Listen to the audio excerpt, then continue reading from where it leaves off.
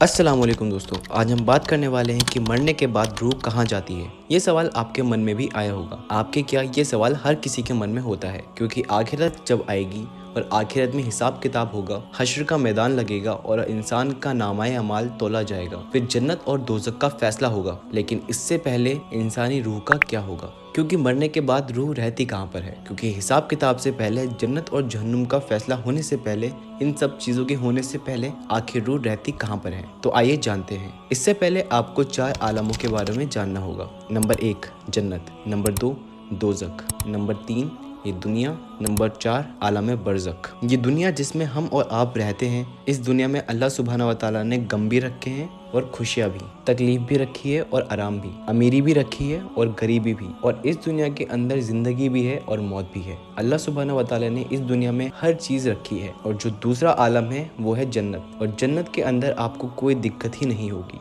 वहाँ सुकून ही सुकून होगा, वहाँ कोई तकलीफ ही नहीं होगी। आप जो मांगोगे आपको वहाँ तुरंत मिल जाएगा, और वहाँ मौत भी नहीं होगी। तो जन्नत एक ऐसा आलम है जहाँ गम नहीं, मुसीबत नहीं, परेशानी नहीं, सिर्फ आराम ही आराम होगा। और एक तीसरा आलम है वो है दोज़ख यानी जहन्नम, जहाँ सिर्फ तकलीफ ही तकलीफ होगी, गम ही गम होंगे, मुसीबत ही मुसीबत होगी, सज़ा ही सज़ा, और वो हर चीज़ जिससे इंसान को तकलीफ पहुँचती है। तो दुनिया जहाँ खुशियाँ भी है तो दुख भी है, जन्नत जहाँ खुशियाँ ही खुशियाँ हैं, जहन्नम जहाँ सिर्फ तकलीफ ही तकलीफ है। लेकिन एक चौथा आलम है आलम बरज़ख। जो ये चौथा आलम है आलम बरज़ख, जब हज़रत अज़राइल अलैहिस्सलाम किसी शख्स की रूह कब्ज़ कर लेते हैं तो उस रूह को बरज़ख में डाल दिया जाता है। क्योंकि अभी तो जन्नत और जहन्नुम का फैसला नहीं हुआ है, तो रूह को आलम बरज़ख में डाल दिया जाता है। आसान लफ्ज़ों में ये कब्र की ज़िंदगी कहलाती है। मरने के बाद इंसान की रूह आलम बरज़ख में रहती है। हज़रत सलमान फ़ारसी रज़ियल्लाहु तआला अन्हु जलीलुल क़द्र सहाबी हैं, फरमाते हैं कि जब इंसान की रूह कब्ज़ कर ली जाती है तो वो आलम बरज़ख में रहती है, और वहाँ वो मिलते भी हैं, एक दूसरे के साथ भी रहते हैं, आपस में बातें भी करते हैं, घूमते हैं फिरते हैं, आराम से वो खाते पीते हैं, मज़े करते हैं, अगर वो रूह एक नेक इंसान की होती है। और अगर आदमी गुनहगार हो, जिसने बहुत बुरे काम किए हों दुनिया में, तो फिर वो आदमी आलम बरज़ख में तो रहता है, लेकिन मुसीबतों वाले पोर्शन में रहता है, जहाँ सिर्फ तकलीफ़ें ही तकलीफ होती हैं, जहाँ सिर्फ सज़ा ही सज़ा होती है। तो मरने के बाद इंसान की रूह आलम बरज़ख में रहती है, यानी कब्र की ज़िंदगी।